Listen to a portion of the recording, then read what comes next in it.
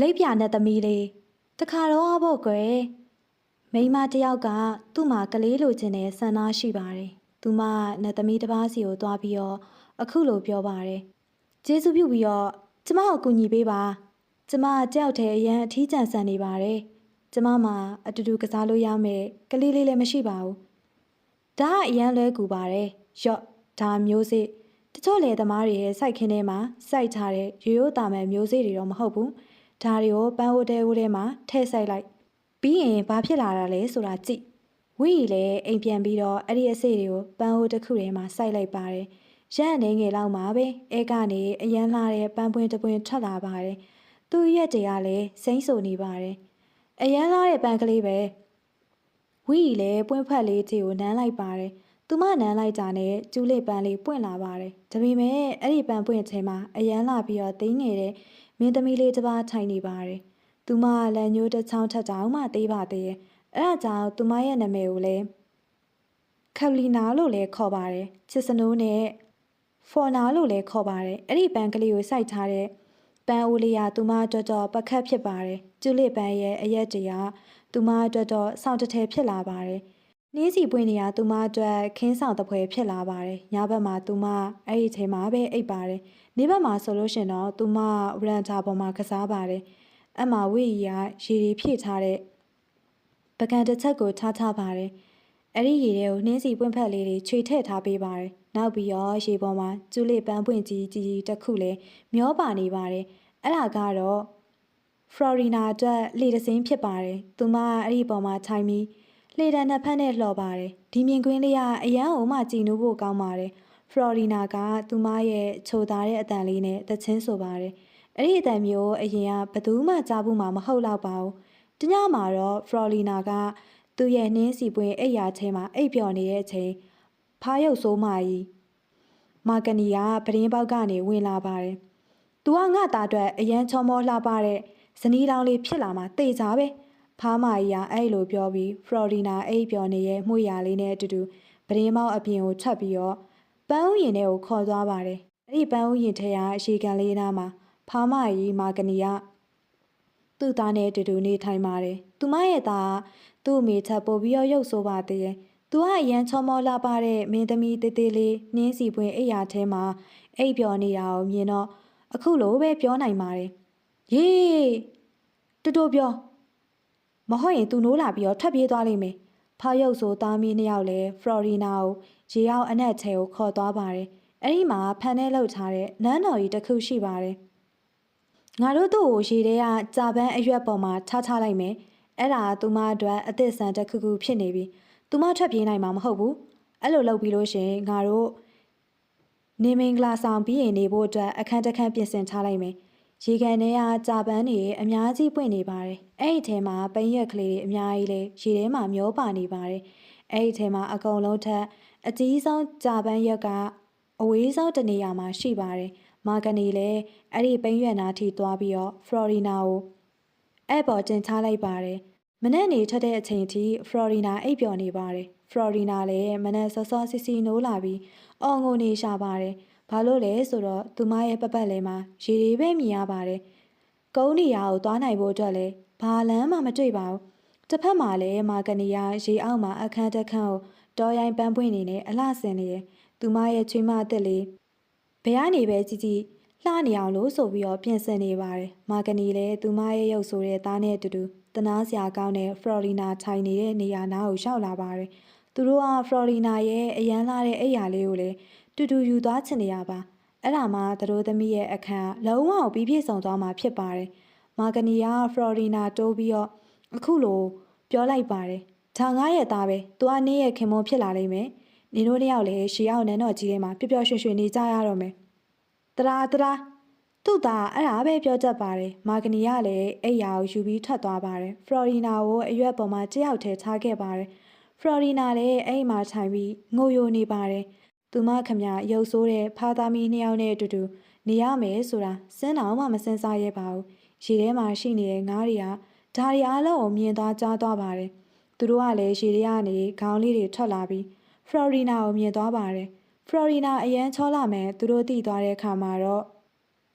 သူ သူမလေးကိုရုပ်ဆိုးတဲ့ဖားသားမီးနှစ်ယောက်နဲ့အတူတူနေရမှာကိုတနာသွားပါတယ်မဖြစ်ဘူးအဲ့လိုဖြစ်လို့မရဘူးငါးရည်လည်းတူတူစုပေါင်းပြီးတော့အဲ့ဒီကြာရိုးအမြင့်ကနေဆွဲထုတ်လိုက်ပါတယ်အဲ့ဒီရွက်ကရေစီးနဲ့တူတူမျောပါသွားပြီးဖလော်ရီနာကိုအလွန်ဝေးတဲ့နေရာစီကိုခေါ်သွားပါတယ်ဖလော်ရီနာလည်းနေရာတိုင်းကနေဖြတ်သွားပါတယ်တစ်ကိုင်းနေပေါ်မှာထိုင်နေတဲ့ငှက်တရားလည်းသူမကိုမြင်တော့တချင်းတွေဆိုကြပါတယ်အရွက်ကလေးလည်းဆက်ပြီးတော့မျောပါသွားပါတယ်အဲ့ဒီရွက်ကလေးကဖလော်ရီနာကိုရေခဲမြစ်စီကိုခေါ်ဆောင်သွားပါတယ်အရန်လာပါတဲ့လိပ်ပြာလေးတစ်ကောင်ကဖလော်ရီနာနားမှာတဝဲဝဲလေလုံနေပြီးတော့နောက်ဆုံးမှာတော့ဖလော်ရီနာထိုင်နေတဲ့အရွက်ပေါ်မှာလာနာပါတယ်ဖလော်ရီနာကလည်းအခုအရန်ဝမ်းသာပါတယ်ဘာလို့လဲဆိုတော့ဖာသားမီးနှစ်ယောက်သူ့စီရောက်မလာနိုင်တော့လို့ပဲဖြစ်ပါတယ်ဘာလို့လဲဆိုတော့သူအခုရောက်နေတဲ့နေရာအရန်ကိုလှပပါတယ်နေရဲရောင်ကြီးကလည်းသူ့အပေါ်မှာကြားရောက်လာပြီးတော့သူ့ကိုရွှေရောင်လိုတဝင်းဝင်းတောက်ပစီပါတယ်ဖလော်ရီနာလည်းသူ့ခါးစီကျိုးကိုဖြုတ်ပြီးတော့တစားကိုလိပ်ပြာမှာချီပြီးတစားကိုတော့အရွက်မှာချီလိုက်ပါတယ်အရွက်ကငကွားထပ်ပို့ပြီးတော့မြန်မြန်မျောပါသွားပါတယ်ရုတ်တရက်ပိုးဟက်ကြီးတစ်ကောင်ပြန်လာပြီးတော့ဖလော်ရီနာကိုတွေ့တဲ့အချိန်မှာတော့သူ့ရဲ့လက်တွေနဲ့ဖလော်ရီဒါရဲ့ပခုံးဆွဲမှပြီးတစ်ကိုင်းတစ်ကိုင်းမော်ကိုတင်လိုက်ပါတယ်တရွက်လေးကလည်းရေထဲမှာမျောပါသွားပါတယ်လိပ်ပြာလေးကလည်းတရွက်နဲ့အတူတူပြန်တန်းသွားနေပါတယ်ဘာလို့လဲဆိုတော့လိပ်ပြာလေးကိုတရွက်နဲ့ခြိထားလို့ပဲဖြစ်ပါတယ်ဖလော်ရီနာလည်းအရန်ကိုကြောက်သွားပါတယ်သူမရုတ်တရက်ဖိုက်စားပြီးသေသွားနိုင်တဲ့အဲ့ဒီလိပ်ပြာလေးကိုတတိယသွားပါတယ်ဒါပေမဲ့ပိုးဟက်ကြီးကအဲ့ဒါတွေကိုစိတ်မွေစားပါဘူးပိုးဟက်ကတရွက်အကြီးတရွက်ပေါ်မှာထိုင်ပြီးဖလော်ရီနာကိုပန်းဝီကြီးကျွေးပါတယ်ပြီးတော့သူ့လိုပိုးဟက်လိုမဟုတ်ပဲသူမကိုလည်းအရန်လှပါတယ်လို့ပြောပါတယ်ခဏနေတော့အဲ့နာပိုးဟက်ကြီးအကုန်သူမကိုလာကြည့်ကြတယ်ပိုးဟက်အမေကြီးကအခုလိုပြောပါတယ်သူ့မှာခြေထောက်နှစ်ဖက်ပဲရှိရပဲကြည့်ကြသူ့မှာငါတို့လိုခေါင်းပေါ်မှာအမြင့်ကြီးလည်းမရှိဘူးအရန်ထူးဆန်းနေနော်သူမကဘယ်နေရာမှာမှငါတို့နဲ့လည်းမတူဘူးဖလော်ရီနာကိုမှကြည်လာတဲ့ပိုးဟက်ကလည်းသူတို့နဲ့မတူဘူးဆိုတာကိုလက်ခံလိုက်ပါတယ်သူကဖလော်ရီနာကိုပန်းပွင့်အကြီးကြီးတစ်ခုပေါ်မှာကျင့်ပေးလိုက်ပါတယ်ဖလော်ရီနာကလည်းသူကရုပ်ဆိုးလွန်းလို့ပိုးဟက်တရားမှသူမကိုလက်မခံကြဘူးဆိုပြီးငိုနေပါတယ်ဒါပေမဲ့တကယ်တော့သူမနှင်းစီပွင့်ထက်တောင်မှပိုပြီးတော့နုနေပြီးချောမောလှပပါတယ်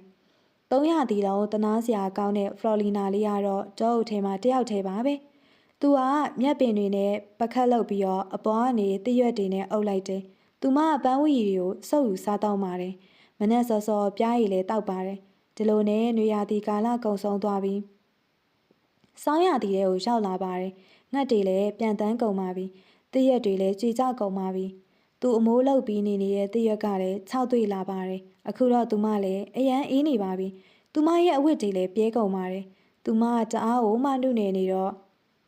ရေခဲခဲပြီးတော့တေသွားမှတော့မှကြရပါတယ်။နှင်းမုံတွေကလည်းသူမအပေါ်မှာအဆက်မပြတ်ကျနေပါတယ်။နောက်ဆုံးတော့သူမကစိုက်ခင်းထဲကျူလစ်ပန်းပင်တပင်သားကိုရောက်သွားပါတယ်။အဲ့ဒီကျူလစ်ပင်အောက်ကကြွက်တွင်းတစ်ခုရှိပါတယ်။ကြွက်လည်းသူမကိုမြင်တော့အရန်တနာသွားပြီးအခုလိုပြောပါတယ်။အိုးတနာစရာကောင်းတဲ့ကလေးလေးရေ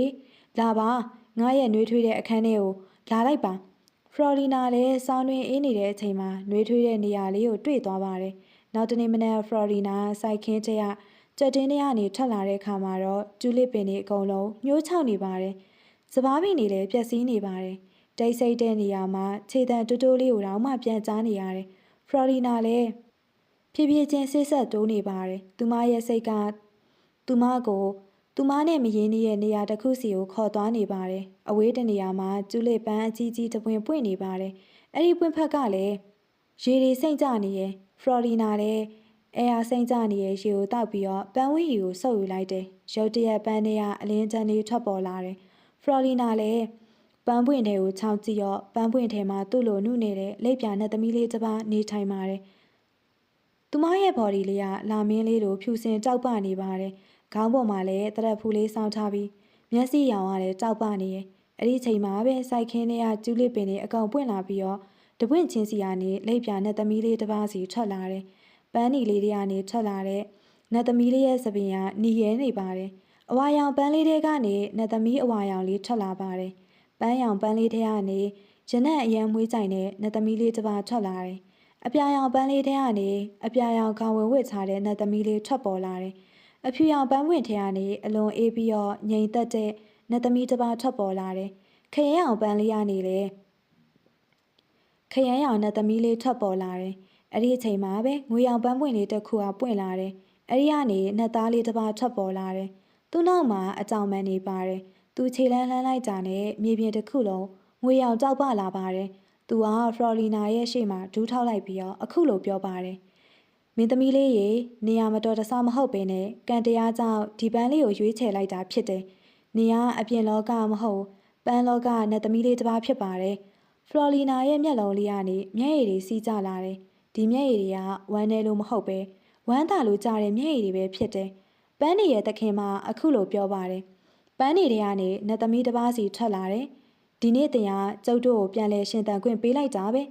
နတ်သားလေးကဖလော်လီနာရဲ့ခေါင်းပေါ်ကိုလက်တင်ပြီးတော့အခုလိုပြောပါတယ်တကယ်လို့နင်ဆန္ဒရှိရင်ကျွန်ုပ်ရဲ့ပန်းသက်ခင်ဖြစ်ခွင့်ရှိပါတယ်ဖလော်လီနာလည်းသူအမြဲတမ်းခိုချင်ခဲ့တဲ့လွတ်လပ်မှုပန်းနေရဲ့ရနံအယောင်အစင်းတွေနဲ့ပြည့်စုံတဲ့နေရာလေးတစ်ခုသူမပိုင်ဆိုင်နိုင်ခဲ့ပါတယ်သူမကပြုံးပြီးတော့ခေါင်းငိတ်လိုက်တယ်အဲ့ဒီအချိန်မှာပဲပန်းသေးသေးလေးတွေထဲကနေနတ်သမီးသေးသေးလေးတွေထွက်လာပြီးတစုတစည်းတဲ့အခုလိုပြောပါတယ်ကြိုးဆိုပါတယ်သခင်မလေးအဖြူရောင်နတ်သမီးလေးကရှေ့ကိုတိုးလာပြီးတော့ဖလော်လီနာရဲ့ကြောပေါ်အရာသွေးဆောင်လေးနဲ့ကြောင်ပန်လေးတွေတက်ပေးလိုက်တယ်အခုတင်ပြန်တန်းနိုင်ပါပြီလီထဲမှာလည်းပျော်ရွှင်မှုအငွေအသက်တွေပြန့်နှံ့သွားတယ်အလင်းရောင်တွေတောက်ပလာတယ်ဖလော်လီနာလည်းဖြည်းဖြည်းချင်းမြေပြင်ကနေတက်လာပြီးတော့ပထမဆုံးချိန်လွန်မြောက်မှုအရာတောင်သူမခံစားလိုက်ရပါတယ်ပန်းသခင်မအခုလိုပြောပါတယ်အခုသင်နာမည်ကဖလော်လီနာမဟုတ်တော့ဘူးဒီနေ့ကစပြီးတော့သင်ရဲ့နာမည်ကမာယာဖြစ်သွားပြီပန်းနေရဲ့သခင်မနူးနယ်ပြီးချောမောလှပလာတဲ့ဖလော်လီနာလေးဟာပန်းလောကရဲ့သခင်မမာယာဖြစ်လာခဲ့ပါတယ်